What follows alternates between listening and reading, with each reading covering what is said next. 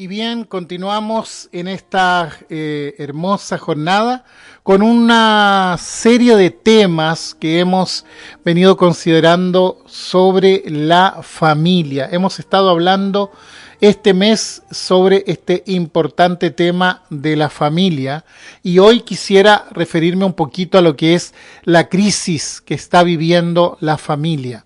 La lectura bíblica la vamos a encontrar en el Evangelio de Mateo, capítulo 7, versículos 24 al 27. Allí estará la lectura de la palabra del Señor. Dice: cualquiera pues que me oye estas palabras y las hace, le compararé a un hombre prudente que edificó su casa sobre la roca. Descendió lluvia, vinieron ríos y soplaron vientos, y golpearon contra aquella casa, y no cayó porque estaba fundada sobre la roca. Pero cualquiera que me oye estas palabras y no las hace, le compararé a un hombre insensato que edificó su casa sobre la arena, y descendió lluvia, y vinieron ríos, y soplaron vientos, y dieron con ímpetu contra aquella casa, y cayó, y fue grande su ruina. Todos estamos al tanto que se está levantando una nueva generación con una manera diferente de ver la vida, una forma diferente de conducirse, una manera distinta de exigir cosas y una generación que muchas veces no mide riesgos. La verdad es que es una generación que a raíz de todo esto se encuentra también en un tremendo estado de vulnerabilidad. De pronto hay noticias terribles que tienen como protagonistas a jovencitos y todo lo que queda después de esto es quién o quiénes son los responsables de que sucedan estas cosas. Hace años atrás ocurrió en una discoteca en la capital una estampida. Personas que salieron corriendo del lugar y atropellaron a mucha gente que estaba allí y murieron 4 o 5 jovencitos, adolescentes prácticamente en ese lugar. Y entonces todo el mundo preocupado comentaba y buscaba responsables. ¿Qué fue lo que pasó ahí? Y todo el mundo lamentaba lo que había ocurrido, pero nadie dijo la familia es la responsable. Los padres son los responsables. Y claro, los padres sufren con todas estas cosas. Pero el hecho de que sufran no quiere decir que por eso no sean responsables, y espero explicar esto en esta ocasión. Por cierto, se supone que las instituciones deben funcionar. Se supone que las organizaciones de los eventos deben funcionar. Pero hay que pensar en las familias de aquellos jóvenes que frecuentan esos lugares, que claramente son lugares de riesgo.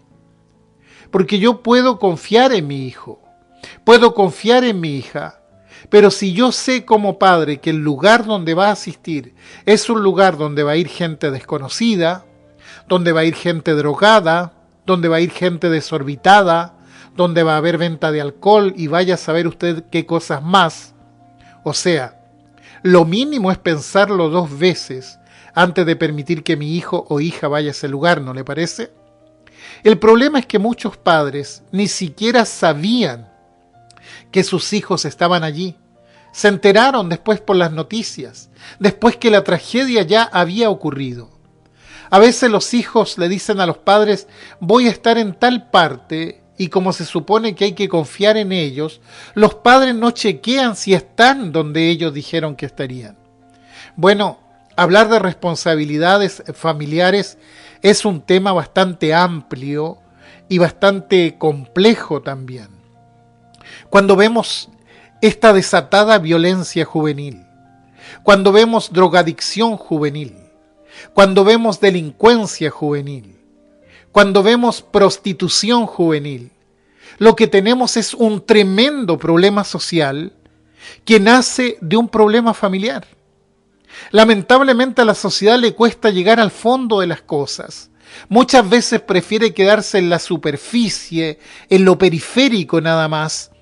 Pero cuidado, algo está pasando con la familia. A un investigador francés, defensor acérrimo de los derechos de la familia, le preguntaron en una ocasión, ¿por qué es importante la familia? Él respondió, porque es el lugar donde nacen los niños y mueren los hombres, y donde la libertad y el amor florecen. No es ni en la oficina, ni en el comercio, ni en las fábricas, es en la familia. Por eso es tan importante la familia. Quiere decir que es dentro de la familia donde tenemos la contención durante toda la vida. Nacemos y morimos dentro de una familia. Ahí es donde recibimos la educación. Allí es donde recibimos los valores fundamentales, donde se desarrollan los sentimientos y donde generamos nuestra propia libertad.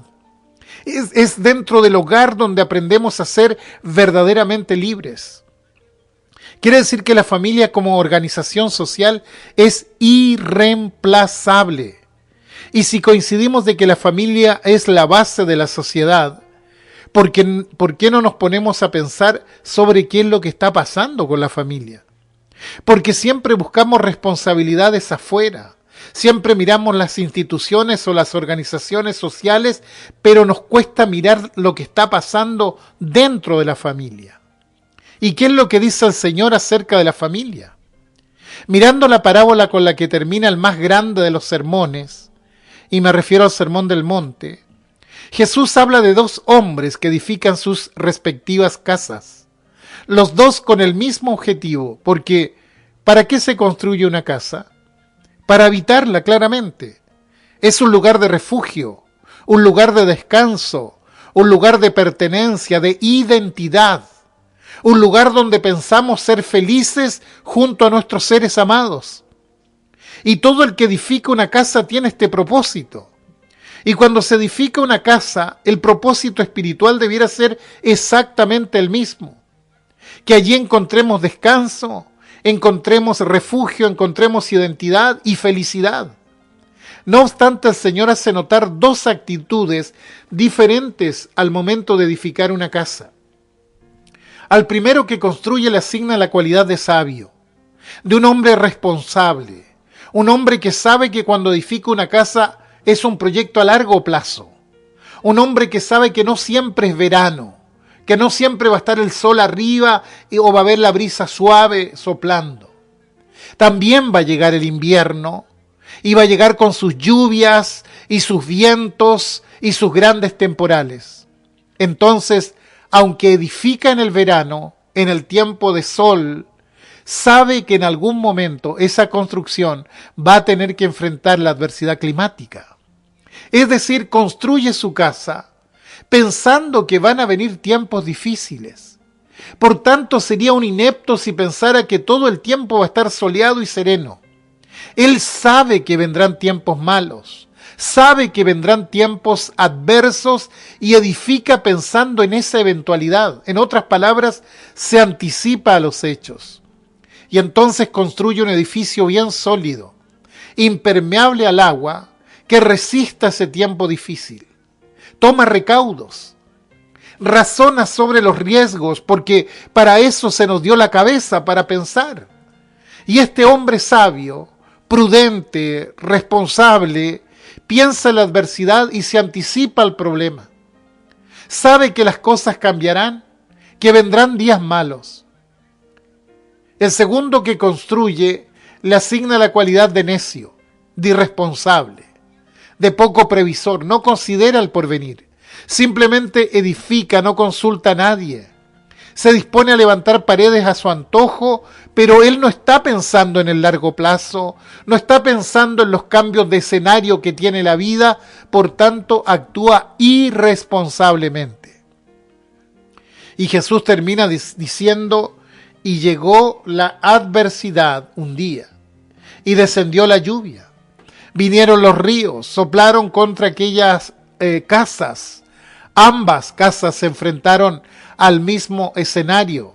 Sin embargo, una terminó destruida, una se cayó en pedazos frente al temporal, pero la otra, la que edificó el hombre sabio, permaneció firme. El problema es cuando la irresponsabilidad se generaliza.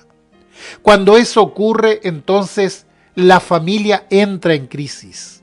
El principio de la autoridad se deforma, cae, deja de haber autoridad dentro de la casa. Y si no hay autoridad dentro de la casa, no hay en ninguna parte. Porque la persona que sale de un hogar sin autoridad no va a admitir nunca autoridad en su vida.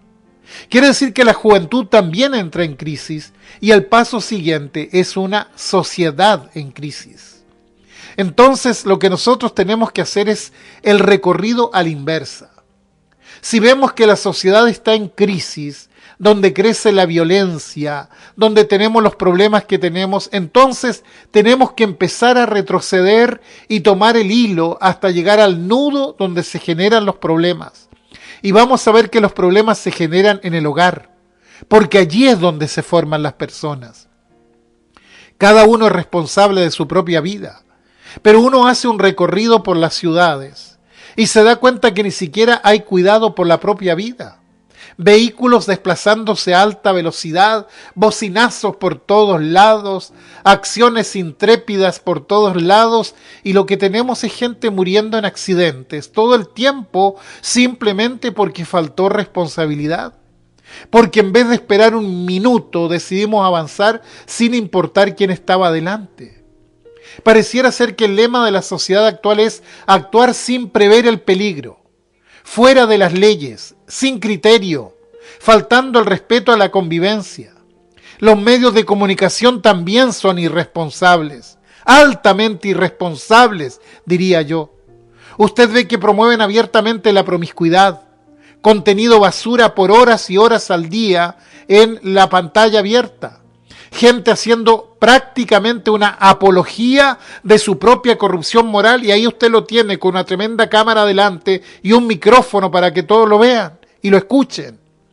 Pero claro, es la gente de la farándula, entonces hay que aplaudirla, pues. Pero ¿será que nadie pesa el mensaje negativo que están entregando? Hace un tiempo atrás, una periodista que fue a dar una entrevista al canal estatal, ella decía que se sentía muy orgullosa porque después de haber vivido como mujer, después de haber tenido esposo, de haber tenido hijos con él, ahora ella conoció el verdadero amor de su vida, otra mujer. Entonces pareciera ser que hemos llegado al todo está bien, pero cuidado, no todo está bien.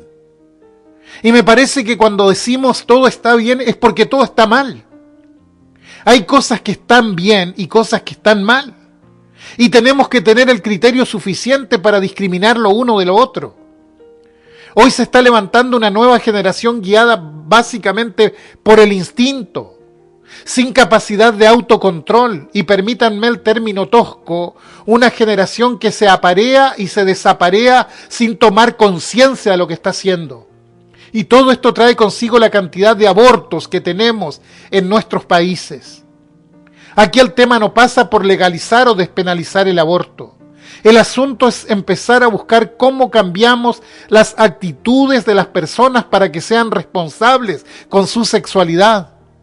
¿Cómo hacemos desde la familia para empezar a educar como se debe a nuestros hijos, para que no se los lleve esta corriente que deshace todas las cosas a su paso? Hoy por hoy se ha diluido a tal punto el concepto de familia que cada vez se desvirtúa más, se desintegra. ¿Y por qué se desintegra? Porque antes los jóvenes se equivocaban por la visión romántica que tenían de la vida, porque según ellos lo único que necesitaban para ser felices era encontrarse con la mujer que fuera la mujer de sus sueños y viceversa, y después que se casaban, cuando les llegaba la cuenta de la luz, la cuenta del agua, del teléfono, se daban cuenta que el asunto no era tan fácil como ellos pensaban, que con los sueños y los suspiros no se paga ninguna de estas cuentas, y entonces se acabó el enamoramiento y hubo un choque con la realidad. Pero fíjese que hoy se ha perdido hasta la visión romántica. Hoy todo es cuestión de piel. ¿Ha escuchado usted esa frase? Cuando se dice esto es cuestión de piel, ¿de qué se está hablando? Se está hablando del instinto. Es decir, dejaron de mandar los sentimientos, ahora es puro erotismo, por eso se está hablando del instinto. Las familias se desintegran y se desintegran porque los bebés ya molestan. Alguien me estaba llamando, disculpe. Las familias se desintegran porque resulta que los bebés ya molestan y entonces hay que mandarlo a una sala cuna desde los 3 meses de edad. Y los abuelos también molestan, entonces hay que mandarlo a una casa de reposo o a un asilo de ancianos. Es decir, nos hemos organizado como sociedad para que las dos puntas de la vida no nos molesten. Y fíjese en esto, a los niños hay que dejarlo en la sala cuna porque resulta que hay que trabajar, hay que ganar dinero. Y nadie pone un parelé a esta sociedad mercantilista que está destruyendo a nuestras familias, que ha sacado a las madres del hogar y les ha arrebatado la maternidad. Dan a luz a sus hijos y a los 3 meses tienen que volver a trabajar. Y entonces los niños van a la sala cuna, a la guardería, y ahí se les cría prácticamente adocenados, en grupos, sin individualidad. Y en el caso de los ancianos, usted dejó de producir a una casa de reposo. ¿Por qué? Porque no lo aguantamos en la casa, porque ya es una molestia, porque resulta que consume y no aporta. Y se prefiere pagar y que se lleven al abuelo, a la abuela a un lugar que, perdónenme, pero son verdaderos depósitos de gente. Y esta es la sociedad en que vivimos. La sociedad del camino fácil, la sociedad irresponsable que edifica sobre la arena. Es increíble cómo ha aumentado la tasa de divorcios, y eso en el caso de los que optan por el matrimonio. Porque hoy en Chile más de la mitad de las parejas no están optando por el matrimonio. Simplemente conviven. ¿Por qué? Porque todo es provisorio. Los índices de aborto son alarmantes en nuestro país. La violencia se ha transformado en algo incontrolable.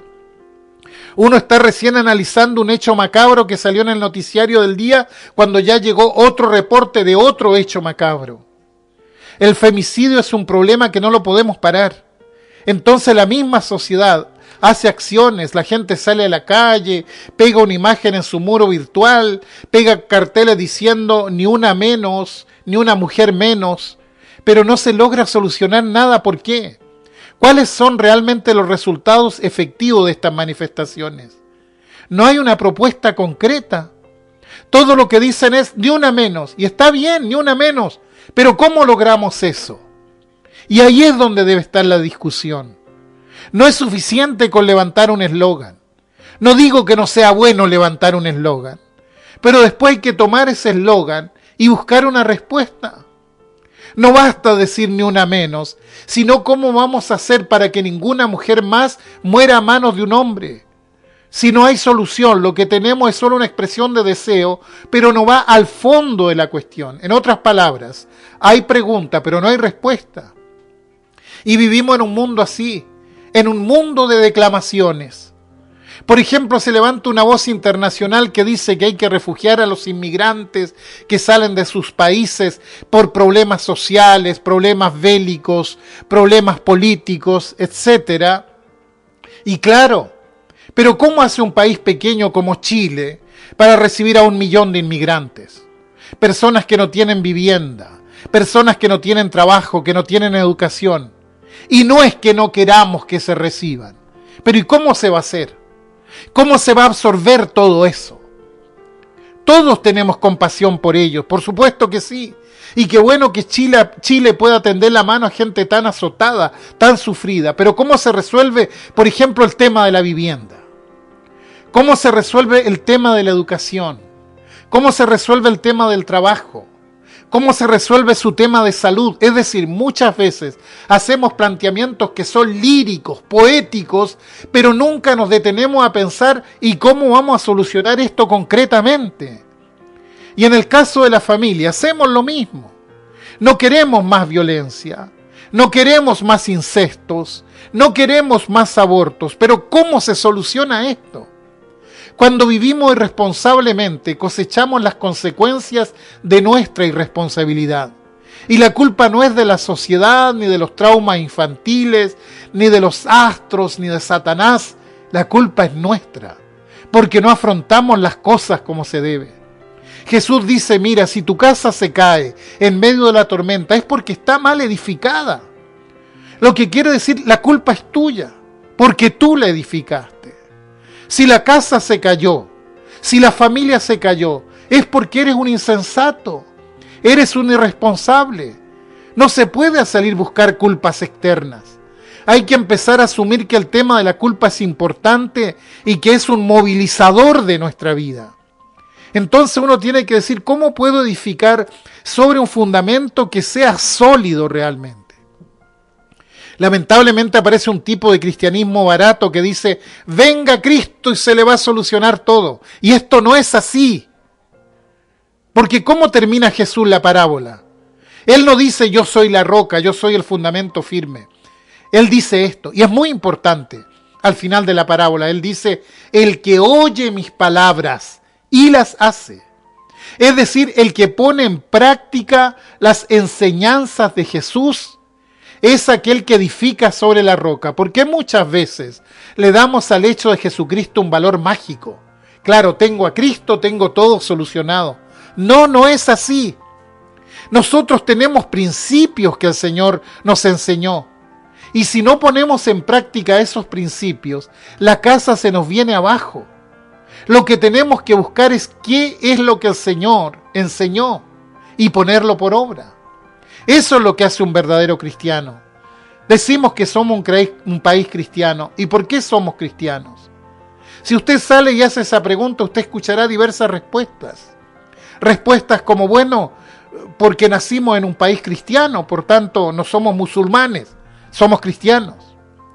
O porque nuestros padres eran cristianos, entonces genéticamente yo también soy cristiano. O porque he cumplido con algunos ritos de la fe cristiana. O porque celebro algunas fiestas de la fe cristiana. O porque voy los domingos al templo cristiano. O porque escucho atentamente los sermones cristianos. ¡Cuidado! Ninguno es cristiano por esto realmente. El Señor Jesucristo dijo, el que oye mis palabras y las hace. Es decir, el que está dispuesto a admitir mi autoridad sobre su vida. Este es el cristiano. Y cuidado, me temo que nos estamos conformando con un cristianismo muy superficial. Pero no, lo que necesitamos nosotros es escuchar la palabra de Dios y hacerla y ponerla en práctica. Y en eso se reconoce un cristiano, en que se toma en serio lo que Jesús enseñó y entonces edifica sólidamente.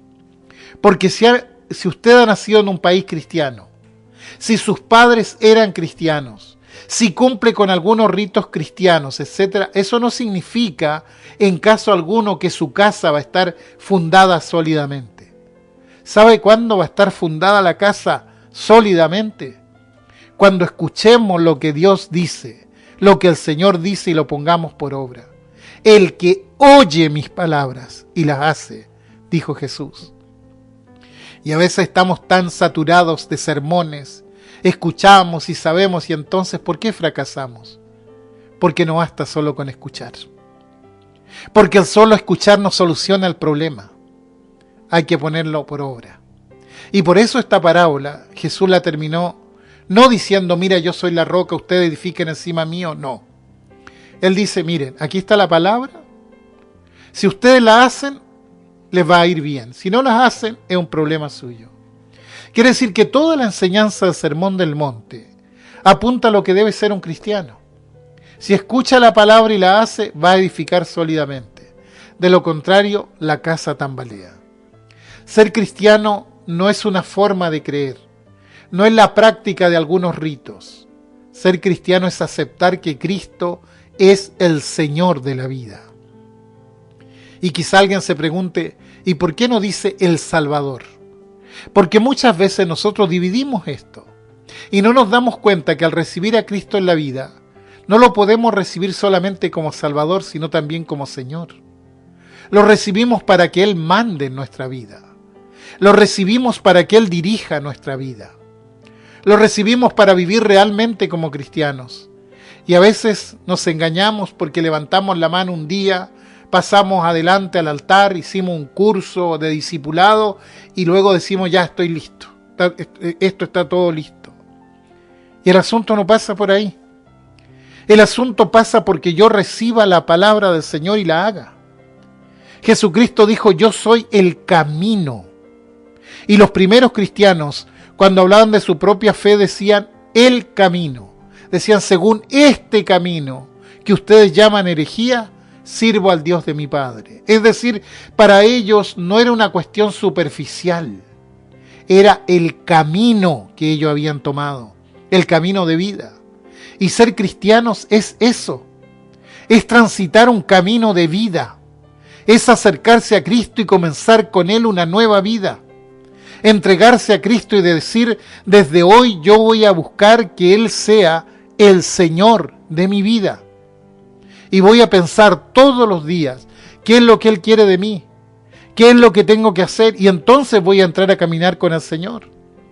Cuando entro a caminar con el Señor y acepto que Él es el Señor de mi vida y me entrego realmente a Cristo, allí la vida cambia.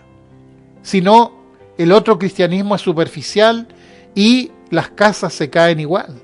Aunque yo diga que soy cristiano, aunque diga que voy a la iglesia y hago todo lo que están haciendo allí, se cae igual. Tenemos en este momento que arrepentirnos. Y arrepentirnos no es llorar sobre el pasado. Arrepentirse es cambiar de vida mirando hacia el futuro. Y la primera palabra con la que Juan el Bautista inicia su discurso de presentación de Jesucristo fue arrepentíos. Y la primera palabra con la que Jesús empieza su ministerio es arrepentíos. Es decir, cambien de actitud. Empecemos por mirar el pasado y decir, bueno, lo hemos hecho mal, pero ahora vamos a tomar otro rumbo. Vamos a dejar que Jesucristo sea el Señor en nuestras vidas. Y cuando buscamos a Jesucristo para que Él sea el Señor de nuestra vida, oímos la palabra, la ponemos por obra y la casa se edifica sólidamente. Pero hay que tomar una decisión de fe.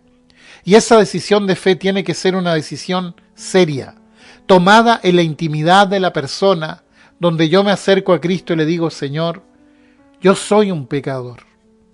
Yo sé que me he equivocado, sé que he errado el camino muchas veces, y vengo porque quiero empezar de nuevo contigo. Quiero caminar este camino.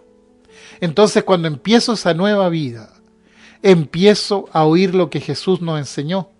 Y cuando oigo lo que Jesús enseñó, lo empiezo a poner por práctica. Y cuando oigo y pongo en práctica, estoy poniendo cimientos sólidos. Entonces la familia no tambalea. Y creo que aún estamos a tiempo. Nadie puede decir, bueno, esto ya no es para mí. No, aún estamos a tiempo. Y hoy podemos empezar de nuevo. El asunto es que llamemos a Jesucristo y le digamos, Señor, desde hoy mi vida da una vuelta. Vamos a empezar de nuevo. Las cosas viejas pasaron, dejo atrás todas mis faltas, mis pecados, mis vicios, todo. Hoy empiezo de nuevo. Pero esta vez no empiezo de nuevo como cuando termina el año y digo, año nuevo, vida nueva, y 2 semanas después, lo mismo de antes. No, esto es serio, porque lo empiezo con Cristo. Y cuando la relación mía con Jesucristo se transforma en una relación vital, donde yo escucho la palabra de Dios y la pongo por obra y recibo la bendición del Señor, entonces comienzo a edificar sobre roca firme. Ahí se empieza a edificar familias sólidas, porque tienen buen fundamento. Y cuando vengan las lluvias, cuando vengan las tormentas, que venga lo que venga, hemos edificado algo que es sólido. Y de seguro van a venir todas estas cosas, pero no nos vamos a caer, porque estamos edificados sobre la roca. Y que esta sea nuestra decisión personal este día. Acercarnos a Cristo, abrirle el corazón al Señor y decirle, yo quiero que tú seas el Señor de mi vida. Porque entiendo que mi casa tiene que tener un cimiento firme, una base sólida. Y por eso me acerco a ti, para que tú seas esa base sólida. No importa si acá no está el matrimonio completo o no están los hijos tomando esta decisión. Con que haya uno que tome esa decisión, empezamos a poner la piedra fundamental de una nueva vida que beneficiará a nuestro hogar y a nuestra familia.